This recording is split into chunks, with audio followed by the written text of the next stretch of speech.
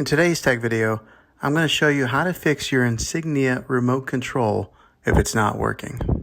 I'm going to show you a few different methods on how to fix this, and if you try each of these, there's a really good chance that this will resolve your problem.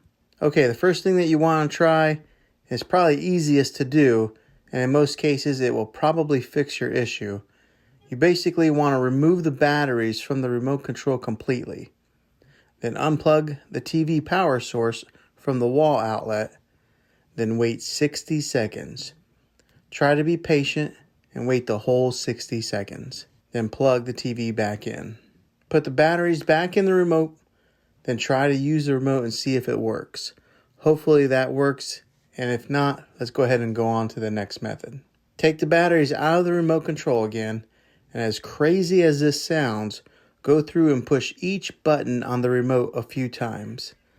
Sometimes dust or dirt builds up in these buttons, and in doing this it helps free up any of the buttons that might get stuck, which cause the remote to malfunction.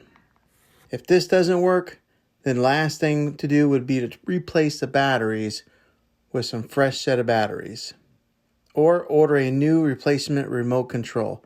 I'll put a link in the description below where you can get a new remote and new batteries.